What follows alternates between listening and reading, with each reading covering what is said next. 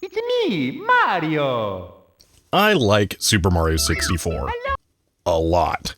For a while, I would 120 start every year for my birthday. I imported a complete Japanese N64 hardware set just so I could play the version 1.1 Shindu edition that added Rumble Pack support. I have the CD soundtrack. My love for this game runs deep, but after so many years with it, I have eked out pretty much everything from the game I can, at least through conventional means. I've recently developed an interest in trying ROM hacks, and Super Mario 64 is a very comfortable entry point for me. I know almost nothing about the hack scene for this game though, so I'm going in totally blind and playing catch-up. So I sorted by most downloaded, grabbed a few of the top hits, and started up one at random, which led to me playing Super Mario Star Road on real hardware to 100%. This is my review of how it went. Star Road is a full conversion hack, replacing every level and every star in the game with all new ones. It's a mostly vanilla hack that doesn't change much of the mechanics other than adding a couple new enemies. It's more about giving you a new set of levels in the same vein as the original, and I've come to find that many people consider it an unofficial sequel. The story of the game follows the original closely. Bowser has stolen all of the stars and Mario needs to get them back, or else this toad will be denied his pasta. You go through the levels to get stars, fight bosses to get keys, and unlock floors to continue. It's a very familiar process, but a good one. And I wasn't looking for a wildly different experience, and this was the right fit for me. Mostly. I wouldn't say this hack is particularly difficult, but it is a definite step up in challenge and has some frustrating design patterns I'll get to later. Now, I'm also playing this on original hardware, and this is a tall order for the N64. Many early hacks like this weren't as well optimized for real hardware, and I'm using a version of Star Road modified by Kazaa that makes it playable though. Yeah, it's a hack of a ROM hack. I've read a lot of debate about this version of the game being completable or not, but I can tell you it is absolutely possible to experience everything in this game that you need to progress. The only thing that doesn't work is the game over level, which I'm just going to spoil in an emulator in its entirety here so you realize that you aren't missing anything.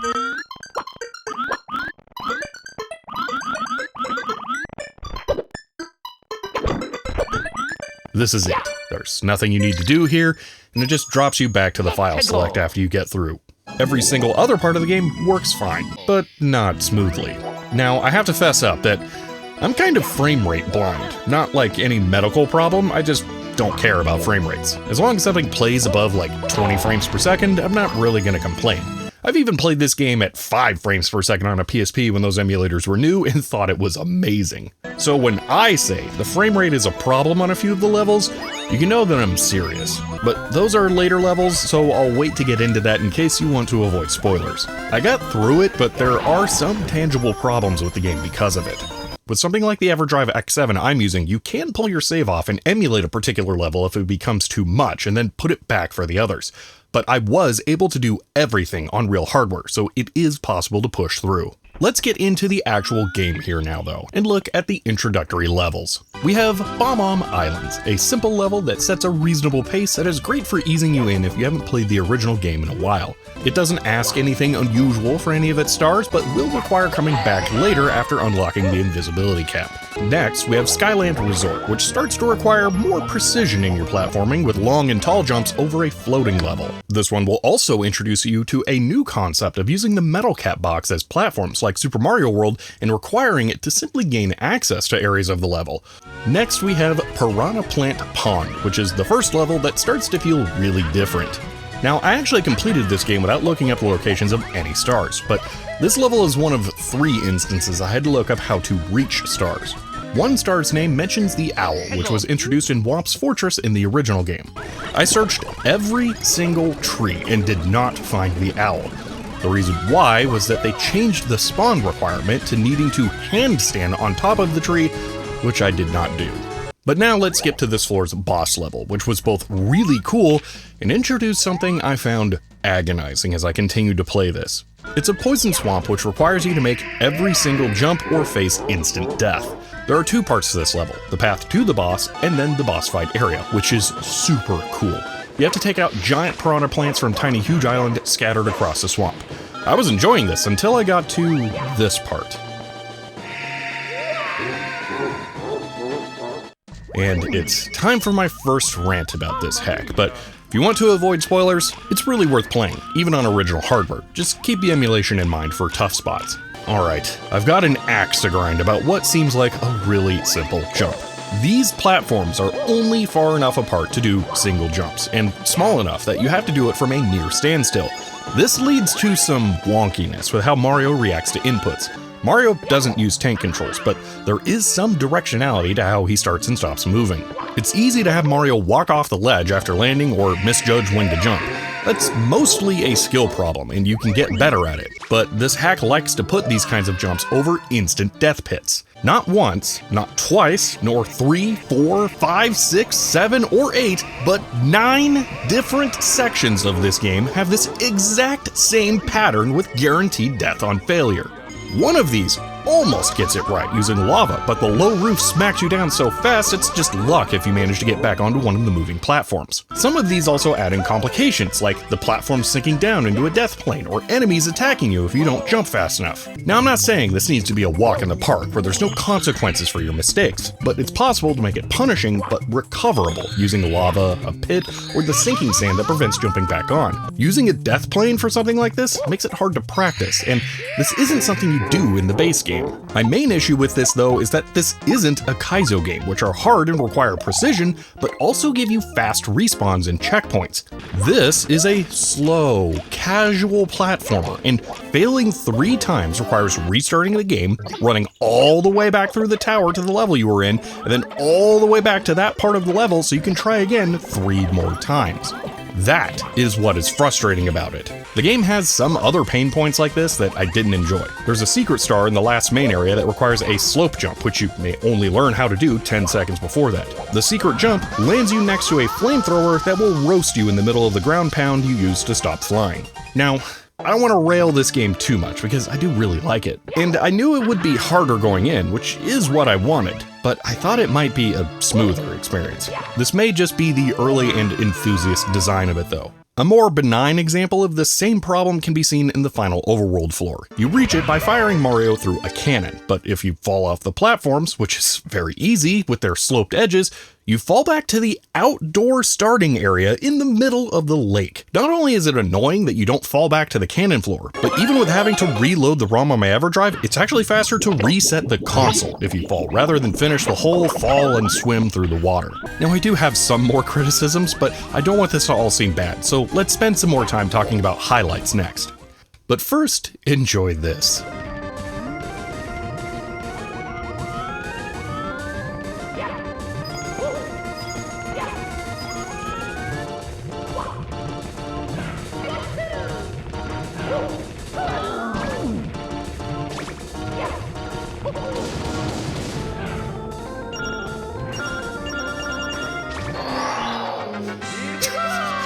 That was the second boss of the game, and he died on his own so fast that I actually forgot what the boss was by the time I finished playing. Alright, let's get to some positives now. I really enjoyed the design of a number of levels, and not even for unique theming, they're just well made. Fatal Flame Falls is the archetype lava level with no real twists, but it has multiple branching paths to different areas and uses different star entries to make more available, which is fun to have the level evolve as you play it. It's very well executed. The Bomb-On Battle Factory was another level that I liked. It's not particularly complicated compared to the lava level, but it has defined areas that still fit well within the theme. The verticality of the platforming is also very satisfying to pull off. Colorful Coral Caves was another standout for me. It's a heavily underwater level with a linear path that sees you going deeper down the cave with stops along the way. It's very well made, and the stars are almost all the right balance for fun. The boat one is a bit lame though, and this level has one of 2 instances where something opens up in the world at the very end without any kind of indication of a change that makes it trial and error to find though. This game would have benefited from a Sunshine-style camera sweep at the start of the level to show you your goal. Large Leap Forest is the other one that does this, and is one of the more bland levels. It's just some rivers with grass and a hollow tree that's kind of annoying to platform in. Those are just the main stage levels that I liked though. Some of the secret areas are very good too. The Sandy Slide secret is way better than the original slide level overall, but the slide itself is a little simpler and shorter.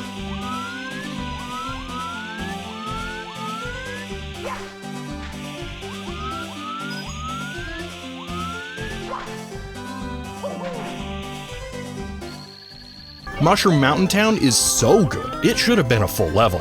Great regions, good verticality, well-fitting graphics, it has it all. I would have loved to have spent more time in here. But my favorite is the Windy Wingcap Well, though the name is a bit of a problem that I'll get to later. This is my favorite secret area. The airship, the straightforward platforming, and I might be biased here, but excellent use of Sonic Adventure Windy Valley soundtrack. Fun fact, Sonic Adventure released closer to Mario 64 than it did Sunshine, by over a year. And Sonic Adventure has free DLC. The Dreamcast was crazy. Good times. Okay, let's talk about how much the bees suck now. There are a few custom enemies in the game. There are Shy Guy reskins of the Goombas used frequently, which adds some nice variety. Bowser is also technically different, and as you may have guessed since I showed the other bosses, you only fight him once at the end of the game, which I see as an improvement, since his fights never really evolved in the base game. In this, he's slightly faster and can't be thrown as far, which does up the challenge. But then there are the bees. You don't see these until later in the game, but they are brutal. I suspect these are adapted from the Flying Shy Guy, and their only attack is to ram you, but their aggro range is huge and they are completely silent. In at least one spot, I was pushed off a ledge by one I had no idea even existed before it attacked me. They have a tendency to be placed in very difficult areas, like the donut platform in Cloud Rail Station, that make them a mandatory fight or you will be pushed off. But they're difficult to hit because they're so small in 2D. Actually, the new 2D things in general seem to have some collision issues, like the Dragon Coins, which you can absolutely go through and not pick up. Also, I don't think these coins do anything, even if you get all 5. Alright, I have one more shorter gripe about the Mario 3 tanks in Starlight Runway. They're immortal, which sucks, and will ram you to do damage, but multiple times they got stuck on top of Mario, which caused an inescapable void-out death, which I can only assume is a bug. Now, I'm pretty sure this is a non-console bug, and there were a number of times I encountered other minor issues, like geometry missing collision. QA is hard for a project like this, and overall I would actually say it was impressively bug-free, but some things will slip through the cracks. One of the only other notable things I saw was this Canon camera glitch that sorted itself out, and that's scraping the bottom of the barrel. There were 2 issues, though, related to running this on real hardware, and now it's time to talk about the lag. Colossal Candy Clutter, and especially Starlight Runway, run horribly. There's too much geometry in the levels, and it doesn't use occlusion culling. A lot of concessions have been made to get the game running on real hardware, and I applaud the effort. If the footage has looked grainy, it's because the whole game runs in a dithered mode that has less overhead. This causes weird patterns on textures, and sometimes minor 2D issues like the snow particles having a black border around them, which you don't see in the base game. Side note, the small penguin star in this level sucks and I hate it. But I don't think any tricks beyond geometry modifications could have saved these 2 levels. They don't just play poorly though because of it. I encountered game-breaking bugs in both because of the lag. First, the less critical one in Starlight Runway was a fight with the hand droids. I managed to punch at just the right time to clip through one of them during the lag, and later when I tried to refight them for giggles, I actually had one miss and just fly off the stage and making them unbeatable and soft locking me. But worse was Colossal Candy Clutter, with the only tricksy slide race in the game that is insanely quick and short. The penguin moves so fast at the end that when I did finally beat it, it clipped through the wall and fell out of the level soft locking me, because I couldn't talk to them. This was when I tested moving my save to an emulator, and did that star twice in both Mupen 64 Plus and Gopher 64 to make sure that this exact ROM works. Eventually, I got lucky on the slide though. The next day when I was ready to grind out the slide on console for a while to see if it was even possible, I got it on the second try without the penguin clipping out.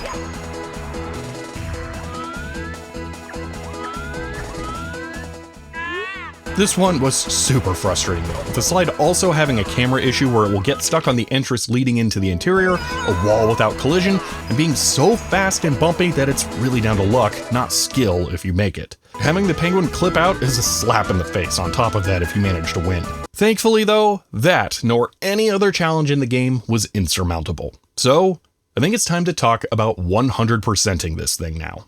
Bowser will comment on your lack of 100% just like the original game after beating him. The path to 100% from here is fairly straightforward. All stars on all levels, including the 100 coin star and the 15 hidden stars. During my playthrough, I found all of the hidden areas and stars just by being curious. None of them are obscenely obscure. Though 2 of the non-level areas have 3 stars instead of 2, like all of the others, which I did not know and had to look up. The 100 coin stars are not too bad in the main levels, and there are enough coins to make a few mistakes here and there in most of them. A reminder though to always plan your 100th coin, as I accidentally got my 100th coin in Colorful Coral Caves from a skeeter and managed to hit the coin above water, which put it out of reach. This is a vanilla bug that can happen in the base game too. Super Mario 64 is not perfect, but some of the jank makes it good. Now, it was always my plan to do a post-game revisit of each level to do the 100 coin stars, and do them one after another. And, oh dear, I never talked about Mad Musical Mess. Okay, so, real quick, this level is, as advertised, a mess. It's just stuff floating in a void disjointedly. Most of the stars are a pain, it has bees for some reason, and a lot of awkward platforming. The one silver lining is this wing cap box waiting at the bottom of the level. It's meant for getting 1 star underneath of the guitar, and that's it. But if you jump off of the ledge of the harp it's on, you can make it to some other higher up drums, and from there, reach the rest of the level. I abused this for a ton of stars, including the Painful Cannon one, and to get the 100 coins. Without the wing cap, this level would have been an awful slog, instead of just not fun. Anyway, back to 100%ing. After you get all 120 stars, you could go refight Bowser. But this game offers another more interesting challenge. In the opening area, there is a star-shaped island with a sign taunting you about a secret for looking up when you have all 120 stars.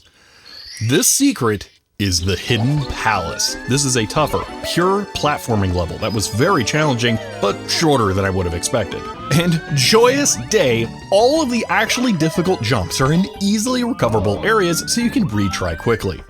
This is my real favorite area of the game, and I made this ascent 4 times in my playthrough. On your first time up, you'll be greeted by Peach, Yoshi, and a 121st star. However, you should talk to Yoshi before collecting the star because you will be informed that they have hidden 9-star replicas in the secret stages of the game, including the Hidden Palace. After your first descent, you will need to make it back up again to reach the star above the pipe.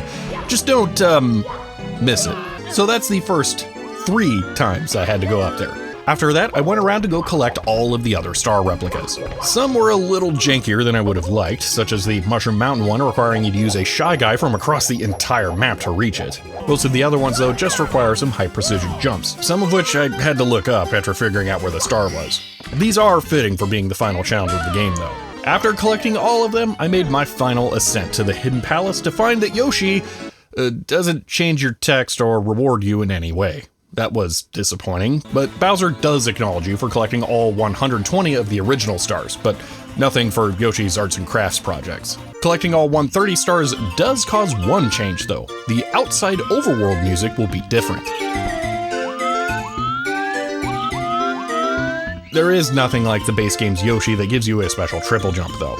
But at this point, there was one last thing that I hadn't done. When you defeat Bowser, you enter a night version of the outside and have a congratulatory walk to the star that Bowser had. But if you talk to the Toad in front of the gate to Starleaf Tower, he will ask you if you've found a way to the top yet, hinting only that it is somewhere windy. As a side note, this reminds me that I'd actually noted during my playthrough that there were several mechanics from the base game that weren't used. The variable level entries like Tick-Tock Clock and Wet Dry World, anything that requires crawling, and the upward wind gusts. I had seen wind in a few levels like Mushroom Kingdom and Bomb on Battle Factory, but none of them blow upwards like can be seen in Tiny Huge Island. Now though, with the windy hint, I went back to these levels where I had seen the wind, but couldn't find anything I had missed. So I looked it up again, because scouring the entire game, rubbing my face on every wall looking for a secret, didn't sound like a fun time at this point. And it was located in the Wing Cap area, or by its full name, Windy Wing Cap Well. Windy was a really bad hint for this. To get to this level, you enter from another level, which instantly loads it without showing your name. And when you leave, any stars are credited as hidden stars, not to that level. The only time you can see the name is while paused inside the level, which I never saw. But surely, the wind was a hint in the level too, right? Well, the only place that has any wind in this whole level are these platforms going up to the airship. But you never need to go on those. You always fly up using the wing cap from a cannon. Now, even after figuring out where it is, the entrance for the top of the tower is also just hard to get to. It's a cutout from a wall between 2 platforms that's just too small to easily navigate. When you finally do get inside though, there is a single pipe that just takes you right to the top of the tower, where there is a sign and a wing cap box. A little anticlimactic, but at least it lets you have some fun playing with the verticality of this area. And with that, I completed my experience of Super Mario Star Road. This ROM hack does overall do a good job of continuing the original experience of Mario 64. It has a few pain points, but I think part of my frustration was down me playing it on real hardware. Using an emulator, which would fix performance issues, and save states, which would fix overly punishing game overs to platforming mistakes, would make this experience much better. And that was the intended way to play this, since the ROM hack itself was hacked to run on console. As I was wrapping up my playthrough and doing one final run through all of the levels to finish them, I was realizing that I really did enjoy running through them. This game is fun to play, and offered new challenges that I enjoyed overcoming. While I'm done for now, I enjoyed this playthrough, and there will come a time again when I want to revisit Star Road. Although, in an emulator. Well, if you enjoyed this look at Star Road, you may want to subscribe to be notified when I release future game videos. If you want to help support the channel, you can find me on Patreon, but for now, that's it, and I will see you next time.